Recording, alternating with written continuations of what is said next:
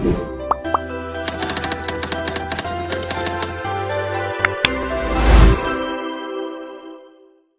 वालेकुम स्टूडेंट्स, मेरा नाम यासिर अब्बासी है। जैसे आपको पता है कि हमने सेकंड ईयर की बुक का पहला चैप्टर स्टार्ट किया हुआ है और एक्सरसाइज 1.1 उसकी हम सॉल्व कर रहे हैं। इससे पिछली वीडियो तक हम क्वेश्चन नंबर 4 के 6 पार्ट तक हम क्वेश्चन सॉल्व कर चुके हैं। अगर उसमें कोई भी आपको प्रॉब्लम है तो आप कमेंट में पूछ सकते हैं। तो आज हम इसके 2 पार्ट करेंगे, पहले 7वां पार्ट और फिर 8वां पार्ट, और उसके बाद क्वेश्चन नंबर 4 कंप्लीट हो जाएगा। तो ये थोड़े से कंपैरेटिवली आसान क्वेश्चंस हैं पिछले 2 क्वेश्चंस के मुकाबले में। तो इनकी भी हमें डोमेन और रेंज फाइंड करनी है, और इसमें आगे ग्राफ का भी लिखा हुआ है, draw the graph. Graph easy होता है लेकिन ज़्यादातर वो पूछा नहीं जाता पेपर में, इस वजह से मैं उसे नहीं करवा रहा, लेकिन वो अगर आप करना चाहते हैं तो वो आसान है, इतना मुश्किल काम नहीं। तो खैर इसकी हम डोमेन और रेंज फाइंड करेंगे। तो डोमेन के लिए हम क्या करते हैं, डोमेन तो देखिए यहाँ पे अगर इसकी बात करें हम, तो यहाँ पे डोमेन गिवन है, डोमेन दे दी गई। डोमेन का मतलब क्या है, उसमें एक्स की वैल्यूज वो वैल्यूज होती है एक्स की जो हम इसमें पुट कर सकें। पुट कर सकें का मतलब ये है कि हम पुट करें तो ना तो ये फंक्शन अनडिफाइंड हो और ना ये फंक्शन अनडिफाइंड हो और ना ही यहाँ पे इमेजिनरी नंबर बन रहा हो, आयोटा की फॉर्म में नहीं बनना चाहिए।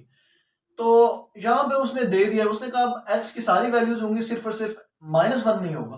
तो इसका मतलब ये है कि डोमेन दे दी गई है, x नॉट इक्वल टू 1 का मतलब ये है कि r माइनस -1, यानी रियल नंबर में से -1 को आप माइनस कर दें, ये मतलब है इसका। x not equal to -1, x actually पूरा हम रियल नंबर की बात करते हैं, रियल नंबर में वो कहता है माइनस नहीं है, -1 नहीं है, तो -1 नहीं है तो फिर ये उसका आंसर आ गया। ये आज की उसकी डोमेन।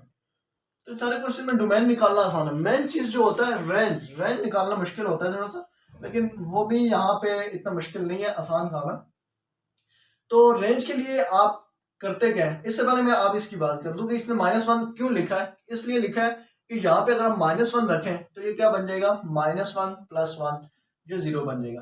और कभी भी नीचे डिनोमिनेटर में 0 आ जाए तो ये अनडिफाइंड हो जाता है, यानी कि इन्फिनिटी आ जाता है। तो इस वजह से इसने खुद ही बता दिया। अगर ये खुद ना बताता तो हम यहाँ से फिर चेक करते कि इसमें कौन सा नंबर यहाँ पे पुट करें तो ये 0 बनता है।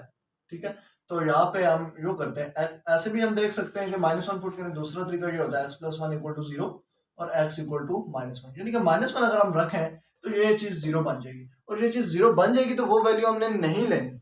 हमने -1 के लिए ये 0 बनती है तो -1 हमने नहीं लेना, बाकी सारे रियल नंबर हम ले लेने। ठीक है, रियल नंबर -1।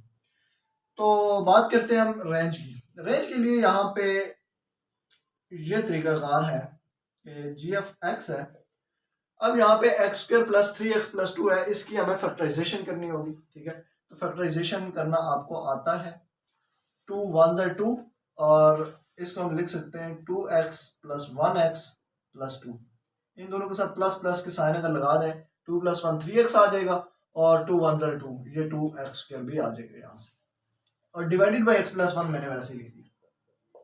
ठीक है, अब यहाँ पे हम पेयर बना लें इन दोनों के और इन दोनों के। यहाँ से कॉमन हमारे पास x आ जाएगा, और ये आ जाएगा x + 2 + 1, यहाँ से कॉमन आएगा, और x + 2, ये दोनों चीजें सेम है।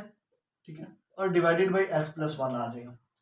तो यहाँ से x + 2 कॉमन ले लिया हमने, इन दोनों में कॉमन है, तो यहाँ बच जाएगा x + 1 डिवाइडेड बाई x + 1। अब ये वाला इसके साथ कट जाता है, इसीलिए हम फैक्टराइजेशन करते हैं ताकि ये नीचे वाला इसका पार्ट कैंसिल हो जाए, और पीछे हमारे पास फंक्शन जो है वो बच जाएगा g(x) = x + 2। अब हमें फाइंड करनी थी एक्चुअली रेंज, और इसके लिए हमने ये क्यों किया, ये इसलिए किया कि असल में हमारे पास फंक्शन ये कट के ये रह जाएगा। यहाँ पे जब नीचे ऊपर कैंसिलेशन होगी, इसको सिंप्लीफाई करेंगे हम, तो ये फंक्शन बच जाएगा। अब यहाँ पे आपको पता है कि ये रियल लाइन को रिप्रेजेंट करता है, x + 2। x + 2 एक रियल लाइन, एक लाइन को रिप्रेजेंट करता है प्लेन के ऊपर। ठीक है, तो प्लेन ये हमें कैसे पता चला, x⁻1 है। x⁻1 से हमें पता ये चलता है कि लीनियर फंक्शन जो होता है वो लाइन को रिप्रेजेंट करता है, और लाइन पूरी की पूरी वैल्यूज लेती है रियल नंबर के ऊपर, पूरी रियल नंबर, यानी -∞ से लेकर इन्फिनिटी तक वैल्यूज लेती है। तो ये यहाँ पे इसकी रेंज -∞ से लेकर इन्फिनिटी आ जाएगी, लेकिन क्या होगा कि यहाँ पे हमारे पास डोमेन में एक नंबर -1 नहीं है, ठीक है। अब डोमेन में जब हमारे पास ये नंबर नहीं है तो उसके करस्पॉन्डिंग हमें क्या रेंज मिलेगी। अब यहाँ पे हम -1 पुट करते हैं इसमें, ठीक है। g ऑफ -1 यानी x की जगह -1 पुट करते हैं, -1 + 2 और हमारे पास आंसर आ जाएगा 1। जब हम -1 पुट करते हैं तो हमारे पास आंसर आता है 1, ठीक है। अब हमने कहा था -1 हमारे पास डोमेन में नहीं है, यानी कि -1 हम इसमें पुट नहीं करेंगे कभी भी। और हमने जब इसमें पुट किया सिंप्लीफाई करने के बाद तो वो आंसर आ रहा है 1, -1 के करस्पॉन्डिंग आंसर आ रहा है 1। तो इसका मतलब है ये रेंज में नहीं आएगा, ठीक है। ये फंक्शन x = -1 के लिए 1 दे रहा है, लेकिन जब -1 हम कभी पुट ही नहीं करेंगे तो ये 1 हमें मिलेगा ही नहीं। तो इसका मतलब ये हुआ कि इसकी जो रेंज आ जाएगी हमारे पास वो आ जाएगी रियल नंबर -1, यानी कि रियल नंबर, बाकी सब कुछ रियल नंबर में आ जाएगा। ये लाइन है पूरी रियल नंबर आ जाएगी, लेकिन उसमें 1 पॉइंट कभी भी नहीं आएगा, क्योंकि 1 आता है -1 के लिए और -1 हमने पुट ही नहीं करना, वो हमारी डोमेन में ही नहीं है, ठीक है। तो ये चीज आप याद रखें कि डोमेन जो भी होती है वो x की वैल्यूज को कहते हैं और जो रेंज जो होती है वो फंक्शन की वैल्यूज के लिए कहते हैं, यानी y की वैल्यूज को, ठीक है। तो मतलब कि यहाँ से जो आंसर मिल रहा है हमें x की कोई भी आप वैल्यू पुट करेंगे, यहाँ से g ऑफ x जो पूरा आंसर मिल रहा है वो रेंज में जाता है। तो ये चीज उम्मीद है आपको क्लियर होगी। इसका अगला पार्ट है, ये आसान क्वेश्चन था, अगला भी बिल्कुल ऐसे ही है, मैं करवाऊंगा आपको समझ आ जाएगी। g of x = x² + 16 x² - 16 है डिवाइडेड बाय x + 4। ये भी -4 है और यहाँ पे है x ≠ 4, ठीक है। इसका हमने सोल्यूशन फाइंड करना है, इसके डोमेन और रेंज फाइंड करना है। तो यहाँ पे भी बिल्कुल इस क्वेश्चन की तरह यहाँ पे डोमेन गिवन है x ≠ 4, तो मतलब डोमेन क्या हो जाएगी, रियल नंबर -4। यहाँ पे 4 है तो 4 आएगा, ठीक है। यहाँ -4 होता तो -4 आता, तो ये आ गई इसकी डोमेन। अगर यहाँ भी हम देखें तो क्या होता है, x + 4 = x - 4 = 0 कर लें इसको, तो x = 4 आ जाएगा, यानी कि रियल नंबर में से 4 को माइनस कर दें, r - 4, तो ये आपके पास डोमेन आ जाती है। अब बारी है रेंज की। रेंज बिल्कुल सेम उसी तरह से निकलेगी। आपने क्या करना है, g ऑफ x = अब यहाँ पे फैक्टराइजेशन तो नहीं होगी, लेकिन a² - b² का फार्मूला ओपन हो सकता है, x² माइनस इसको 4 का स्क्वायर हम लिख सकते हैं डिवाइडेड बाय x - 4, और ये आ जाएगा a + b a - b x - 4 x + 4 divided by x - 4। ये इसके साथ कट जाएगा और हमारे पास g ऑफ x आ जाएगा x + 4।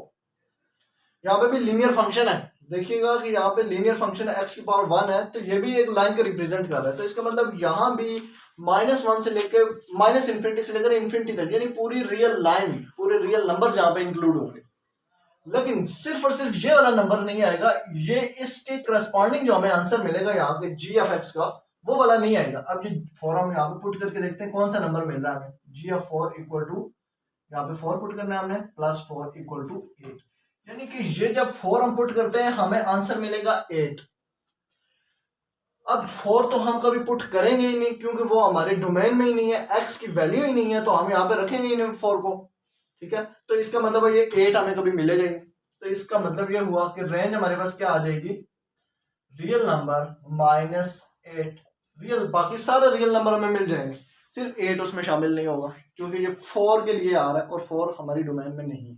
उम्मीद है आपको समझ आ गई है। आसान क्वेश्चन जो दोनों एक जैसे थे, सिर्फ फर्क ये था यहाँ पे फैक्टराइजेशन लगी और यहाँ पे इसको सिंप्लीफाई करने का तरीकाकार वो फार्मूला लगा a² - b²। तो इंशाल्लाह इससे अगली वीडियो में हम इससे अगला क्वेश्चन सॉल्व करेंगे, और तब तक के लिए अल्लाह।